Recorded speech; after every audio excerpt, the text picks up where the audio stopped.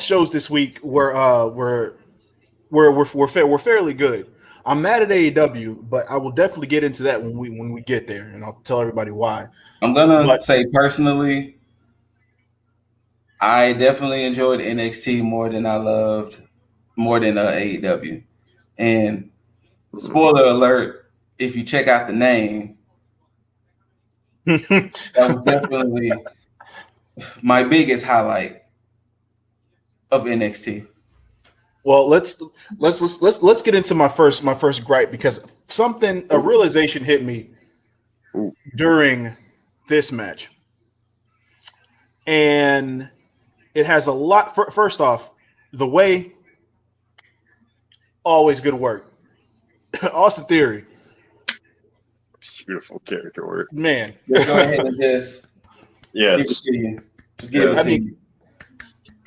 Clearly, squash match. You know, I mean, I'm pretty sure they're setting up some type of seeds for something with Cross and Gargano, but we'll see what happens there.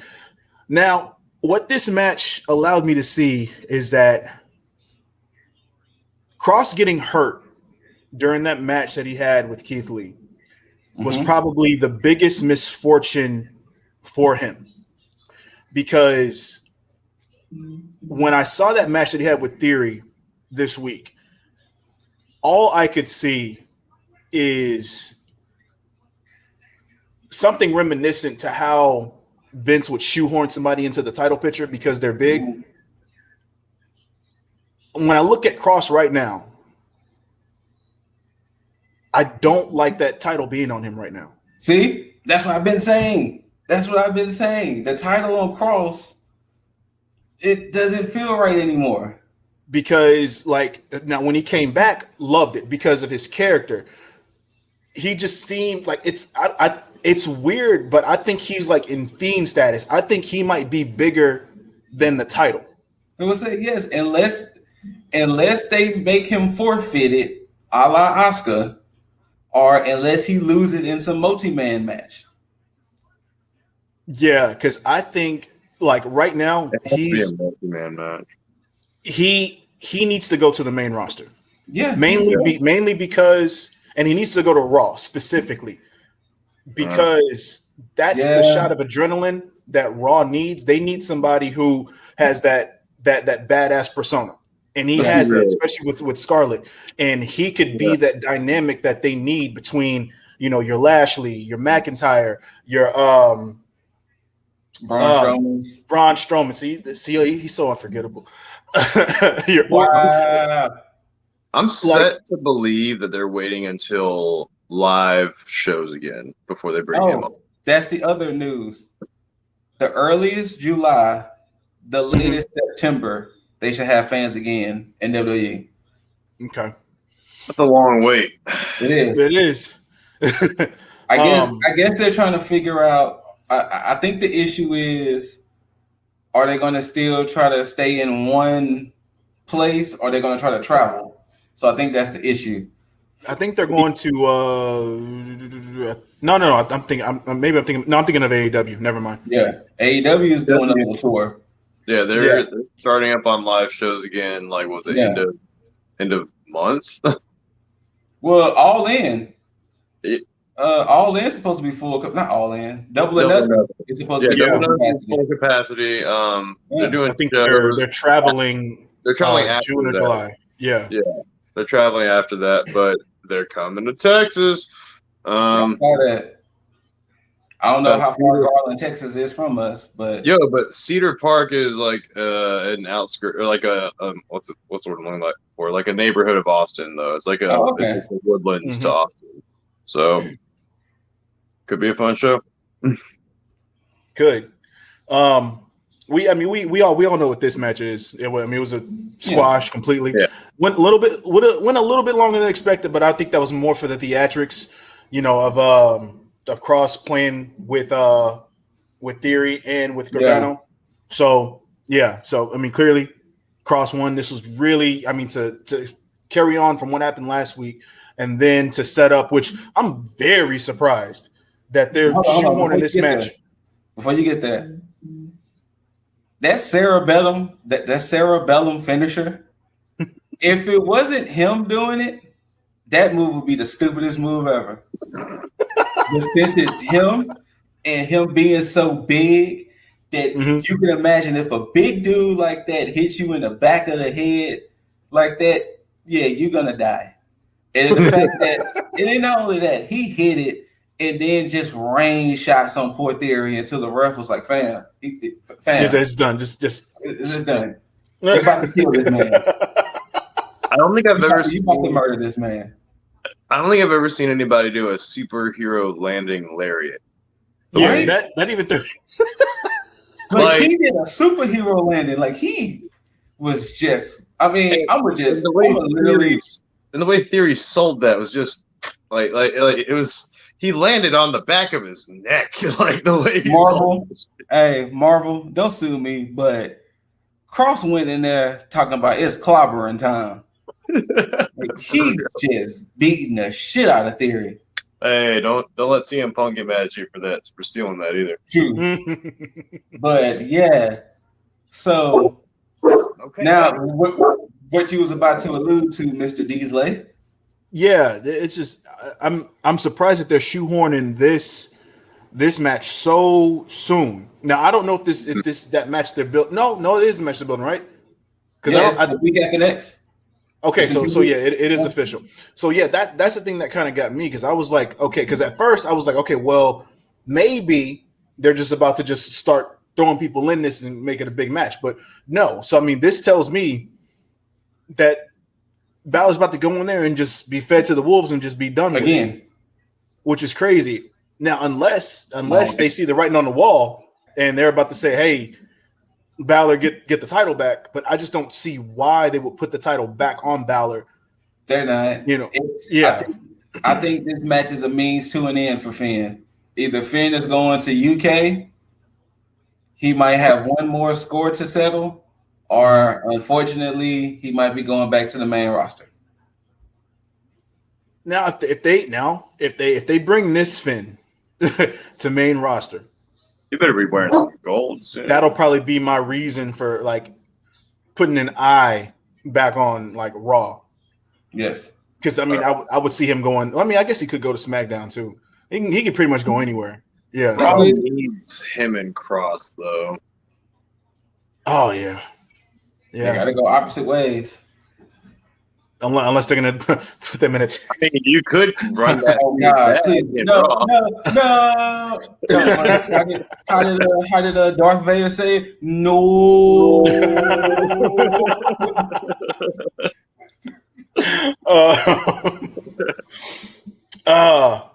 So I mean, yeah, Raw and SmackDown don't seem to think NXT exists as a universe or something. So right. They could run it back. They could, but yeah. So I think with that said, a little spoiler alert. They did announce NXT In Your House, TakeOver In Your House 2021, hosted by Todd Pettingill again. Which I'm glad that they have adopted the whole In Your House theme. Because I personally think it's going to be O'Reilly, Dunn, Cross for the title. Yeah, it seems that. Yeah, because I definitely don't. I don't need to see Dunn and O'Reilly in a match this soon. Yeah, right. Like as far as a one-on-one, but a multi-man, perfectly fine. But damn, it's just because I mean now that I see it, it's hard for me to go back from like seeing Crosses because I mean I can't. It's hard to see him as champion right now. Mm-hmm. It really is. But I mean, hey, what can you do? I more so feel bad for him because it's not his fault. You know, had he not gotten hurt, this probably would have been a whole nother conversation. He's just booked too dominant. Like he's just too dominant of an individual. Yeah. Now the only way. I kind of want to know how's Johnny going to play a role in all of this. Because I'm pretty sure Johnny's going to want some type of revenge in a sense. So I don't know. When is In Your House? It might be a fatal 4-way. That's what I was about to say. Like, when is In Your House? It could easily get to that point. I think is it September? What's that? Or is it sooner than that? In Your House? Oh no, it's like June 13th. Yeah, that's it. Yeah, it's like June 13th. That's plenty of time to set up Gargano in that match, and then you can do a 4. Damn, you could effectively do the fatal 4-way and then legitimately sell Cross losing that belt. Yeah, because everybody's gonna most likely gang up on him. Exactly. Yeah, and it's a good way for a heel to kind of sneak in there and get a cheap win. So yeah, I'd be down for that. Next up, probably one of the funniest moments of the night during I had some business to take care of. I missed this match, so y'all got to let me know what happened. Oh, okay. Yeah, it's okay because I also have something to show you since you kind of missed it. I'm gonna hide my face because I kind of fast forwarded through this match. Oh, it's okay. So now, of course, I thought about speeding past this match too because of the way that I've talked about Breezango, but this was a good match between the two. And this is a match that go back and watch. I'm glad. Well, no, I mean, it's you don't have to worry about watching it. It's because it's one of those things that kind of showed me why this is where Breezango's wheelhouse. They need to be doing this because this is more serious for them. Like it wasn't all just fun and games. Like MSK made them step their game up a bit to where it's like, okay, these are the former NXT Tag Team Champions that I remember when they started to get serious. I like this, but we knew MSK was going to win. The highlight of this match was referee. Let me see if I got his name right. I think it's Daryl. Is it Daryl? Yeah, Daryl Sharma. Okay. He himself got involved in this match in a way that, I just never expected a referee to get involved in a match. And here is what I mean. Oh no. The people have issues with this. I want to see the best Brock Lesnar impersonation from now on. A lot of people have been having issues about that. Really? Really? Yeah, I've been seeing more negative things. I've been seeing people like, okay, the ref got athleticism, but I've been seeing a lot of negative when it comes to that scene. Why? Or what are they saying? Of course, everybody wants to go to if AEW did it. It would have been hilarious. But just like it was hilarious on NXT. Can you imagine Aubrey Edwards doing that? That would have been beautiful. A quick bubble of a sidebar. The only issue I have with AEWs and their refs, we're going to get into it later when it came to the Pac and Orange Cassidy match. But when it comes to that spot, I mean, it wasn't like he did something. It ain't like he did a springboard moonsault off the ropes to avoid nothing. He did the typical wrestling training spot. A drop down, jump over. It ain't like he did some over dramatic shenanigans. Yeah, true. So, get over yourselves, people. Ref was showing that he was bringing his step. And I liked it. And the first thing that came to my mind is like, damn, if we had refs that just was active like this, like I feel like it would be somewhat more exciting, like during the matches, Oh yeah. And it's cool to give refs character. I mean, look at the impact that Aubrey Edwards has. Yes. On AEW. Like, yes. Especially when we had fans in attendance, and it's just like just watching how they react to her. They loved it. Anytime you gave Aubrey shit, like the fans immediately turned on that wrestler and just exactly. And then she had the infamous finger. Get in line now, damn it. And it's cool to give refs personality and get them involved. Man, I absolutely love that. When I saw that, I was just like, I'm so glad I did not skip this match. Hell, even remember back in the days with NWO, you know, if Nick Patrick was in the ring, everybody was getting screwed. Some screw job was happening. You know, so even when Earl Hebner was fighting back against Triple H and all of them, because they was tired of getting beat up. Like I said, it ain't like he did anything egregious. It was a drop down, jump over. Like it ain't like he jumped off the top rope and did some moonsault. Like he did a simple wrestling spot. Something I'm pretty sure in wrestling school they teach you day one. Yeah, and of course all these guys, I mean, more than likely are going to end up becoming some wrestling talent or a manager or whatever. I mean, think like Teddy Long. Teddy Long used to be a ref, and then he became, a manager. So, everybody has something that they're going to end up doing regardless. So, hey, let them show their stuff. But yeah, MSK go over. They get a handshake from Breezango, and then they basically thought about jumping them though, didn't they? No. They kind of just had a little bit of discord between themselves. By that I mean Breezango, and they were just talking to each other like, "Damn, we could have had that or whatever." But anything else happened? It was no. Yeah, they went to the camera and they addressed Legado del Fantasma. Said, "Hey, you want these? You know where we are. Come and get them." They didn't have a dramatic moment and cut away from it. No. AEW. Chris Jericho addressed that too. Oh, did he? Okay. I forgot what podcast he went on, but he had addressed it, basically stating that it was just complete kerfuffle. Oh no, no. You can save it. We could see because trust me, I'm fired up over that one too.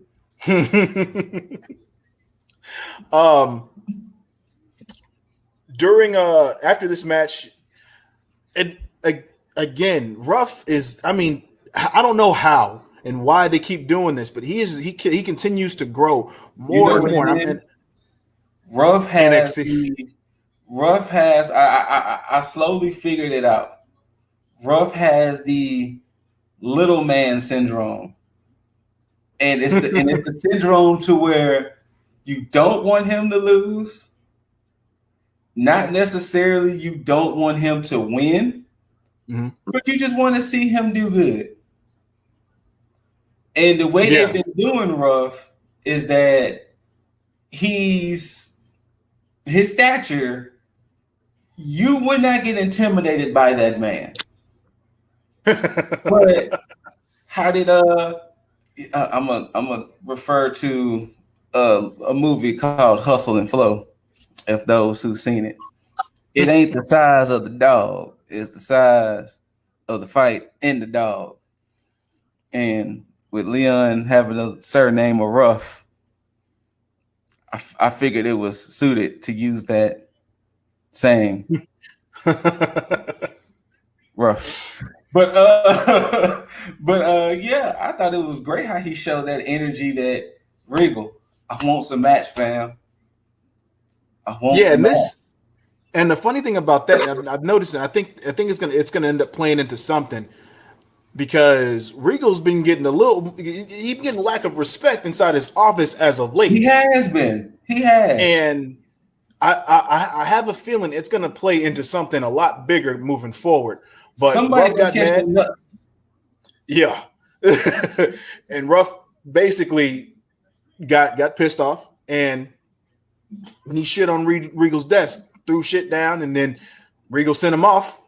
And Ruff was verbally, he was visibly pissed. Yeah. But he got out the office and walked off. And I was like, damn, Ruff is pretty pissed off. And I was like, okay, well, I guess we'll see what happens next week. Didn't have to wait long because Pete Dunne was shown walking to the ring with Oney Lorcan, but he was in his ring gear. And I was like, well, clearly he about to have a match because they just said he was about to address something. I was like, well, no, he about to wrestle because nobody just goes out there to address something in ring gear. So he goes out, and then of course it became clear he just getting his new shtick. He's coming out there having this open challenge deal where he's just like, I dare somebody to come out. Nobody's better than me. prove me wrong. I'm like, okay, cool. And he waited for, a little bit and said, yeah, that's what I thought. And out of nowhere, unexpectedly, Leon Ruff jumps Pete Dunne from behind. And I was like, oh. And then what happened was a match that I did not realize I really wanted to see. And then, the one thing I loved, and I don't know if any of y'all two picked it up. Did y'all hear what Vic Joseph said? What? On commentary. No, Leon Ruff is not medically cleared, but he answered an open challenge. Yes. I love that was explained. Didn't they? But Ruff was cleared. Like, he did get cleared. That's what he told Regal. He did, but Regal still didn't want to put him in. Yeah. He said, you're not. So I love how Vic Joseph said, hey, this is on Ruff. Yeah. This is on him. Which is good because it still makes him look a little bit stronger than anything at that point, because he was still able to have a credible match with Pete Dunne. And it was hard hitting for the most part. Yes. And I did not expect a lot of what Ruff shown in that match, especially against Dunne. But I have to credit Dunne in that as well, because, you look at Dunne's matches, any of his hard-hitting matches, any of his marquee matches that he has, clearly he's somebody in that ring that can bring the best out of people as well. So, and he handled it. And I don't know about y'all, but anti-air moves, when they're done right, they look just awesome. Yeah. Because when Ruff tried to jump and Pete Dunne, nah, fam. Nah, fam. And this is one of the reasons why Dunne is fantastic when he has a fucking championship. That's why anytime he had, like, he made the NXT UK title mean something. Yes. Yeah. And for eventually he needs to get the NXT championship. Yeah. Or the North American. Something. Oh, he just needs to have a fucking title. Period. But have that much. Pete Dunne did go over. Of course. Yes, it's no surprise. It was one might be able to say that Leon had a rough time that night. And Pete got it done. Hey. I got no pun. I'm without one. But what I am with is praise to Dakota Kai. It's going down. It's going down. You know why? It's going down. Because they had her and Raquel show up to the arena. But did y'all see Dakota though?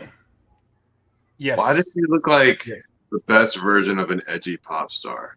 Well, she said her hair was inspiration from old girl from Cyberpunk.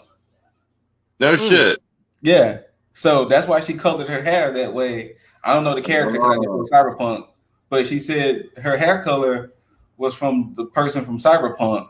So I don't know. I refunded the game, so gamer girls, y'all. But Raquel though. And that was the next match, right? You know what? You're absolutely right. All right. I'm gonna go on a slight rant. You go right ahead. Go right ahead. Raquel, Mercedes, beautiful.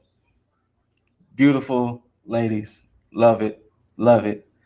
I just don't know what needs to happen or how it needs to happen, but they need my girl to look more like a champion. It doesn't feel like Raquel has the women's championship. It feels like she has some secondary title. I don't know. Is it because EO was such a great champion and we just wasn't ready for EO to lose the belt or something? I don't know. But there seemed to be some type of dark cloud looming And I don't appreciate it. Raquel is too talented and too beautiful to be looking like some paper champion or just a figurehead or something. Like she needs to look like a champion. She does. Now, granted, this match made her look like a champion. Maybe win her inevitable match with Dakota Kai, because them seeds are planted. Mm-hmm. Maybe when that happens, but NXT, Trips, Regal, somebody, make Raquel look more like a champion. Please. I think it's going to take 1 or 2 more defenses before it starts to sink in even more. Because I think face? Who does she face to make that sink in? Like there's 1 or 2 more defenses. I don't think it has anything to do with the person. House. But what I think it is, I think it's just Raquel herself. I think because she needs to be able to feel that, to portray that. And it's hard. You know, it's hard, especially when you have Dakota there, you know, on the side, who everybody knows at this point, and with the seeds being planted even prior to that. Because even we talked about it with the way that she looks with Dakota being there, it's almost like Dakota takes away from that. And I think potentially a face turn, and just for her to get into that because even when you think about the little champion summit that they had when Rhea and Bianca had showed up, like it felt like it even looked like Raquel was like taken aback by she almost like she felt like she didn't belong there. Yeah, you know. So I think it's gonna take her owning up to it and just being like, you know, hey, I'm the champ. I feel this. Who wants it? Come get it. Whatever. But yeah, it's difficult, especially after Io had one hell of a run as a champion. True. And Io even had that first start as well. Like she didn't feel like a champion when she won. Maybe it's the long storm. Maybe it's the long form storytelling that we're not seeing. Maybe they're having Raquel be like this, and when the inevitable heartbreak of Dakota betraying her is gonna make her realize, if this is what y'all want, y'all gonna have to really go through me now. Because I like that. Because I think one of the best, not so much matches, but one of the best promos Bray Wyatt ever gave, and I don't know if y'all remember, it was when the Wyatt family kind of exploded the first time around, when Strowman went his way, Harper went his way, and Rowan went his way, before he got teamed up with Matt Hardy. Bray fought Rowan, and I forgot who he was feuding with at the time, but he fought Rowan. And at the end of the promo, Bray said, look, insert name who he was feuding with, I did this to somebody I love. What do you think I'll do to you? Ooh. So Raquel could be like that. This would happen to somebody I loved and care about in Dakota. What do you think is going to happen to y'all if you come for this title? I like it. So, I better hear that promo still in the ring, though. What's up? I better hear that promo like right after she beats Dakota, though. Because that's what Bray Wyatt did. He did it right after he beat Rowan. He picked up the mic and literally did that promo right then and there. That's what I need. But yeah, like I said, I can't remember who Bray was feuding with, which I want to say it was Ambrose, but I don't think it was. I really forgot who it was. But yeah, he was like, I did this to somebody I love. What do you think I'm going to do to you? It's just such a killer line, though. It was. And you know how people always say there are certain things that just lives rent-free in your head? That promo, like, that one lives rent-free in my head. like I mean, yeah. So now, to this match's credit, I loved how they made Mercedes truly credible. because we only really seen Mercedes really get down, and that was that triple threat title match. So I love the fact that Mercedes was actually a great opponent for Raquel's first defense. I thought the ending was a little weird, but it's going to get better.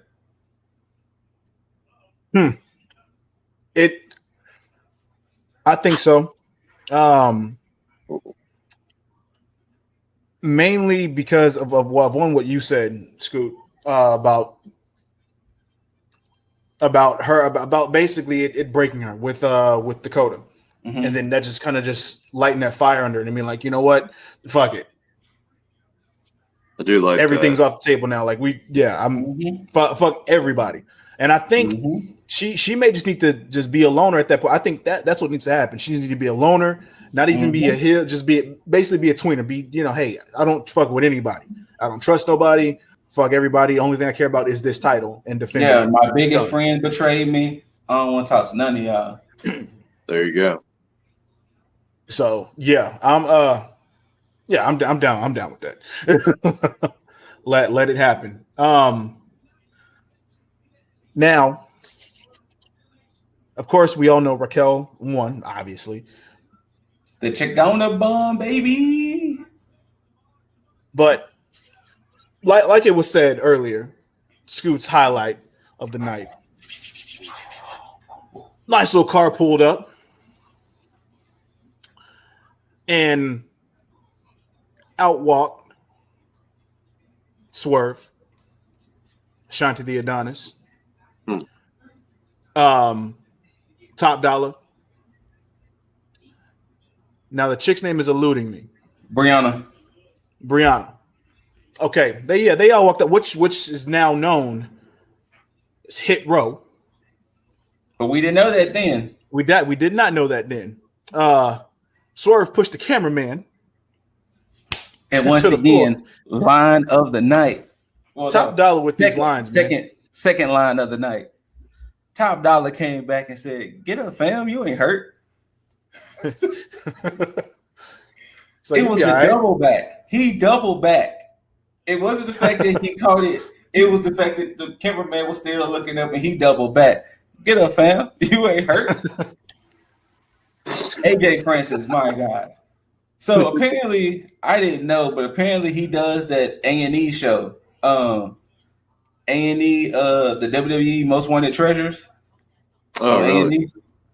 Yeah, there's a show on A&E that they show after the those documentaries they've been doing. Right. And he hosts this show called WWE's Most Wanted Treasures, where I guess he goes to different legends and things and try to buy their treasures off of them, because apparently it seems like WWE is, I guess, going to build a Hall of Fame somewhere in Orlando, I think. Build a Hall of Fame. All right. Yeah, I think they're going to actually build a Hall of Fame, because apparently he asked for the King's crown and robe, I think. He asked for somebody else, they said. But yeah, basically he's a agent of WWE tracking down certain superstars and asking them for most wanted treasures to try to buy it off of them. So he hosts that show. That's why he said specific wrestlers trying to buy off their things. What's up? You said he goes to specific wrestlers trying to buy off their things? I think so. Basically, he goes to different wrestlers. Like I said, I know he went to Jerry the King Lawler to get his crown or something. He goes to different wrestlers to buy certain items. Because like I said, I guess WWE is thinking about making a legit Hall of Fame. Like a museum or Hall of Fame. Yeah, like a museum or Hall of Fame, yeah. That's why he said in his promo, that's why he dropped A&E in his promo. When he said, yeah. Oh, trust me. I watched this promo vividly. I was there. You were in the ring with him. I mean, look, the moment he came out and Swerve said, it's finna get spooky in NXT. I was here. Spooky. It's finna get spooky in NXT. I was there. I was here for it. I like it. I love the aesthetics of this stable. Yes. Question is, which way do they go? Because I mean, Swerve has options at this point. I don't see him going anywhere towards Cross. Spoiler alert. I'm gonna borrow a page from Paul Heyman. Oh. He's getting that belt off of Bronson Reed. That was one of my predictions. Yeah.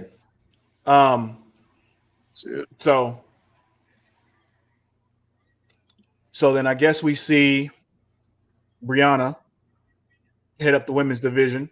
Of course. In dominant fashion, and we see Ashanti the Adonis finally get some more shine.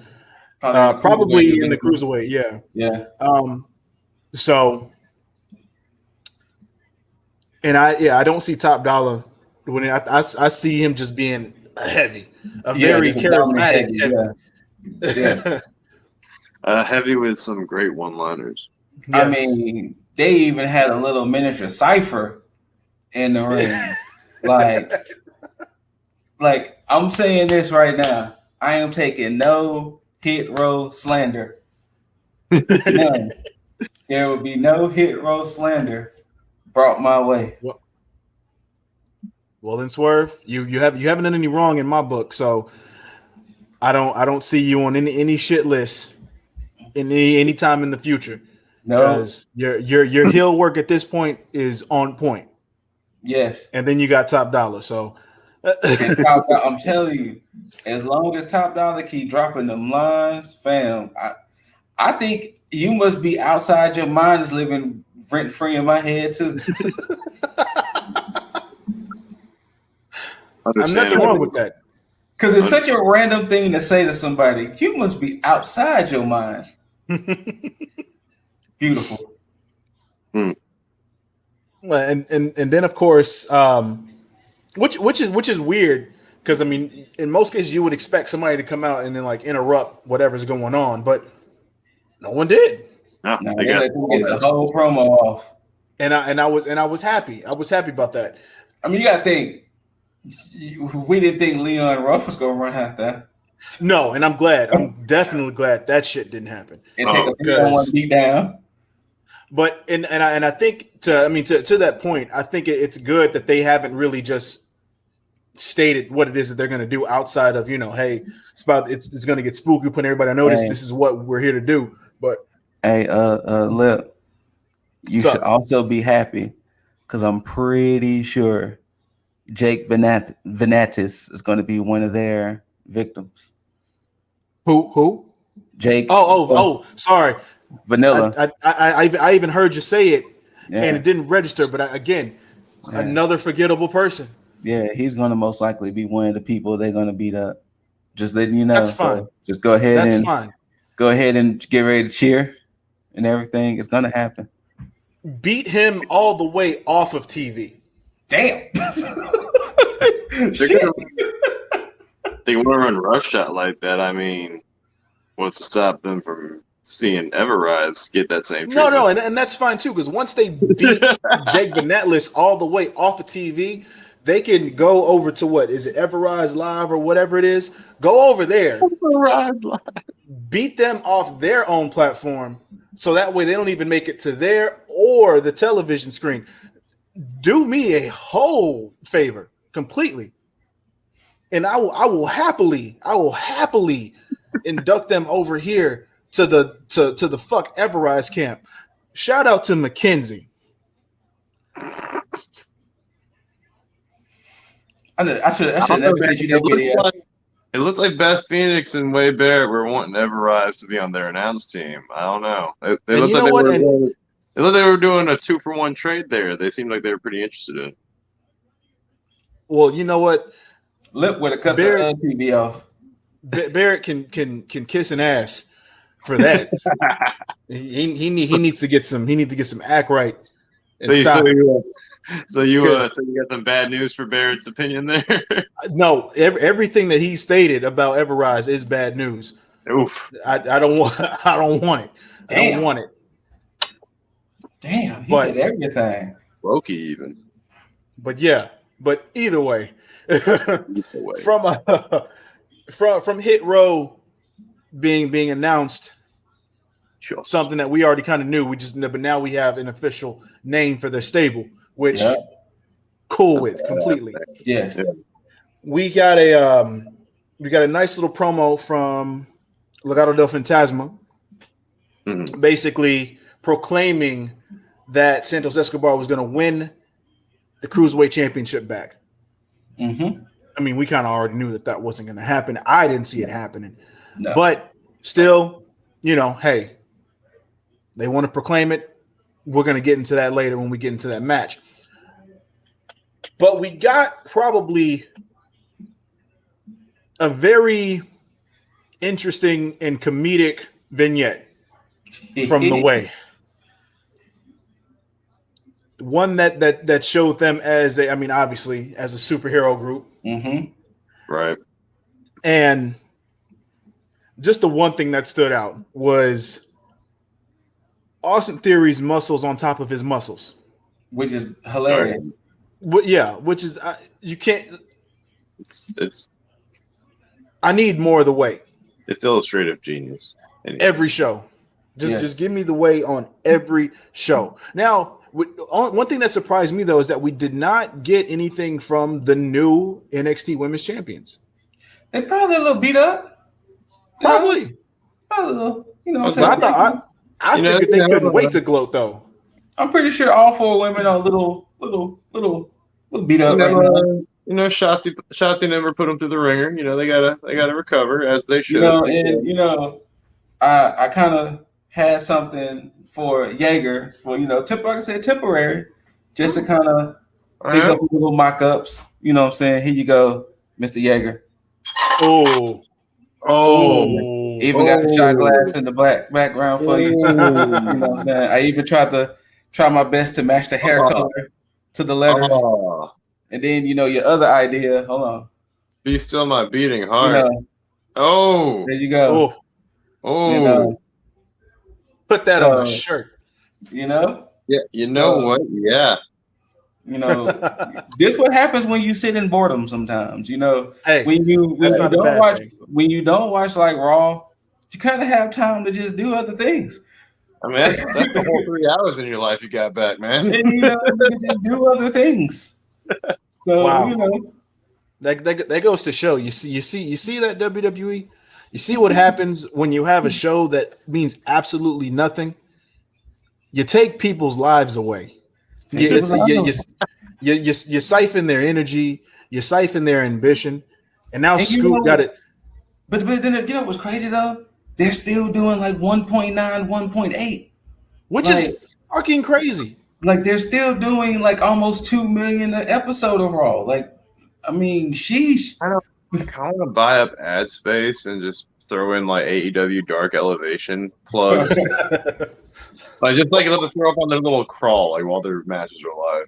Which is crazy because when you watch AEW, Raw is still promoted on commercials. Right? Missions are promoted, Raw is promoted, everything WWE is promoted. It's are they buying ad space during AEW TV? Like they are. They have to be. That's crazy. Wipeout doesn't help because every time we see John Cena, we immediately associate John Cena with WWE. Now this is another crazy thing. It's this show was not. It was super woman light. Other than the women's title match. Yeah, and then a vignette from Zoe Stark promoting, I guess, her and the feud between her and Tony. Yeah. Yeah, Frankie got her plug too. Yeah, she will be debuting when? In 2 weeks, the same night as the Cross and Balor. Okay, all right. Well, are they giving her a specific name yet for that night? No, I think it's a regular show. NXT. Yeah. Okay. Which they Yeah, they are going balls to the wall, defending like every title, or at least trying to defend a title or two on each show. It's going to build up to the major matches that's going to happen at In Your House.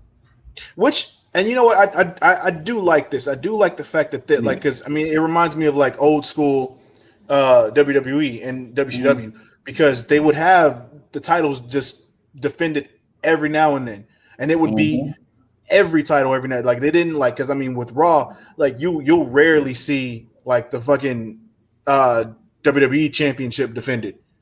You know, it's just more of a build up. Yeah.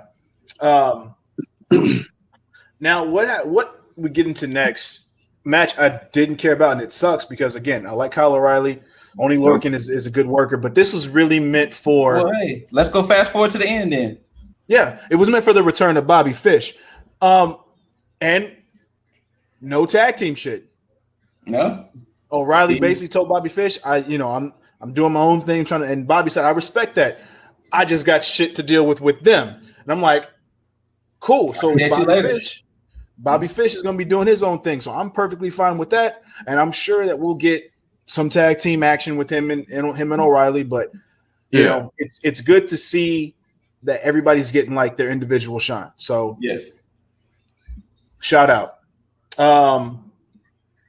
So yeah, I'm kind of intrigued to see where that goes and what we get out of Fish moving forward. But we get to the main event of the night. Wait. Before we get there, remember the way jumped Bronson Reed. Oh, that's right. And from that, Bronson Reed and Johnny Gargano is now a cage match next week. Oh, I must have missed that part then. Yeah. I did miss that. Yeah. Officially, Bronson Reed versus Johnny Gargano is going to be a cage match. Well, that's how we know Bronson Reed is winning, because Johnny can't escape. Because what happened was they ran out the locker room. Bronson got up and he was all like, whatever. And then somebody announced it to them or something. It was something how it was announced. But yeah, Johnny and Bronson officially is a cage match. Like we said, the Zoe Stark interview with her versus Tony that's happening, I think, next week. I think. I feel like that was something else, but it might not have been. I think that was everything. Huh. Yeah, I think that was everything. Now, 2 out of 3 falls. This match showed me why Santos Escobar is at this point, just in this capacity, is being underutilized. Yes. Because I want to take a quick moment. Let it be recorded and known that on this day, that this man here, who used to just be filled with such hatred for Legado del Fantasma, is now stating that Santos Escobar is being underutilized. Only in this capacity, though, because he's past the Cruiserweight Championship. Just calling it like I saw it. Fair enough. But with this match, like watching him in this match, I'm like, yo, he needs to be either North American title or NXT Championship level, like one or the other, or God forbid, going to the main roster to do some stuff over there. He's now pushing for him for higher spots. Oh, absolutely. and it's more so to the point of what Scoot said last week, based on like his overall package. When you look at him, both inside and outside of the ring, like there's like you can print money with Santos Escobar, especially in the Latin market. Like you can't really go wrong with this. And then of course with the whole Legado del Fantasma association, like that, it works. It works. And yeah, I was somebody who was shitting on Legado del Fantasma a long time ago consistently, but they turned me around. Will that happen with Everrise? Fuck no. But hey. Now, what about Malcolm B. Evans? Absolutely not. But to the point of this cruiserweight match, again, Kushida Kushida winning the Cruiserweight Championship has done wonders, which is crazy because Santos Escobar was doing something well with the Cruiserweight title. Now you put it on Kushida, and it's almost as if it's on another level because this is what the second or third time that Kushida has main evented NXT. Cruiserweight title. Yet you open up the show with the NXT champion. You end the show off with the Cruiserweight champion. You would never see that shit on main roster. Never. Not in a million years. They only did it like 2 times, and that was when Enzo had the title. But other than that, like crazy. Now, of course, again, this match was a good match. Not putting anything past it. The one thing that stood out to me was that interesting pin that Kushida got on Santos Escobar to win the match. When I saw that, I was like, huh, that's so realistic. See, that's the one thing I've actually been loving about Kushida in some of his matches. He doesn't necessarily win every match with the hoverboard lock. Sometimes he just gets you in a nice little pin. Remember how he beat Santos? He trapped him in a nice little pin. Yeah. Got his arms, pinned his shoulders to the ground to where it's like even if he kicked, he couldn't kick out completely. Couldn't get his shoulder up, nothing. It was perfect. And I'm glad they did it that way because like they could have because they played the story up with him working on the arm of Santos. And to go from that, you're thinking, okay, he's going to get it by submission or something's going to happen. But for him to take it with that pin, I was just like, well, let's sort of recap it. Santos got the first fall with the Phantom Driver. Yes. Then I even love how they was about to go to commercial break. Yeah. Wait, hold up. Oh my god. And then boom, here comes a cross arm breaker. Boom, Kushida get his W right back. Yeah. Then, like you said, Kushida was working on that arm. The next thing you know, he hit him with a beautiful Northern Lights arm trap suplex, and Santos was stuck. Like he couldn't even move. Like he was just like, well, this is where I die now. Like this is my bitch. And I love the play with MSK coming out and even in the odds to get Mendoza and Wild out of there. That was brilliantly done. The only thing I thought was weird with the match was how long the ending lasts. How he kept rubbing the belt in Santos's face and showing it off. It screamed somebody was supposed to interfere. Yeah. To me. Yeah. It threw me off a little bit. But so that's why I was thinking somebody was supposed to come out. I mean, who would have come out though? I don't know, maybe like Jordan Devlin or something.